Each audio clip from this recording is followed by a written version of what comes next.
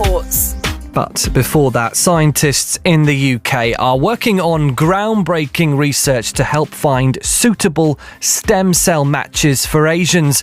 Stem cells are something that are found in your blood and help save the lives of people with conditions like leukemia and lymphoma.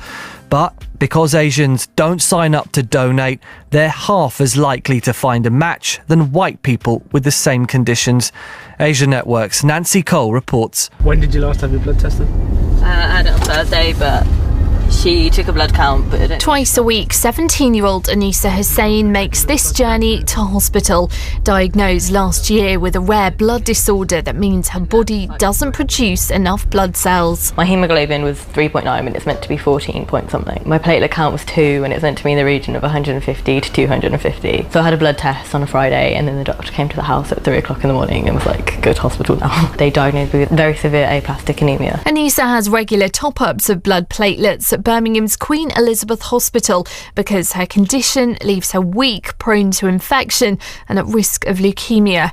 To improve her quality of life, she needs a stem cell transplant. I think I underestimated how important it was. It plays a lot on your emotions. Whenever you see your friends and they're always talking about what they're doing and how everything's completely normal, all you want to do is just go out and just be like how you were before. But because of her ethnicity, finding a match isn't easy. If you're white, you've got a 90% chance of finding a suitable match. But if you're from an Asian background, it's just 40% because there aren't enough Asians on the register. There's no official reason why. It's thought it's down to a mix of cultural and religious beliefs and a lack of awareness of the donation process. The benefits are purely for the recipient, apart from the nice feelings of donating for somebody who needs it. And it's here at King's College in London the process takes place. Your blood goes into there and spins, and because blood is made up of different cells that weigh different amounts, it separates out beautifully. Stem cells can now be extracted in a similar way to giving blood. It's no longer an invasive process, which some people still believe. Dharmesh Parekh signed up to the register run by the blood cancer charity the Anthony Nolan Trust 10 years ago.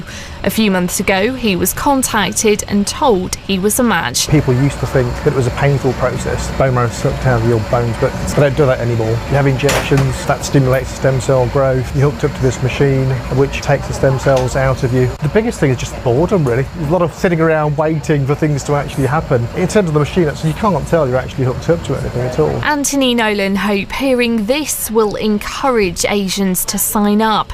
It works by sending off a saliva sample.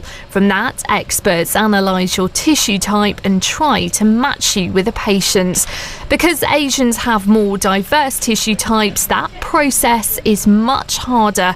But scientists are developing a computer program which could predict what kind of Asian tissue types make the best matches.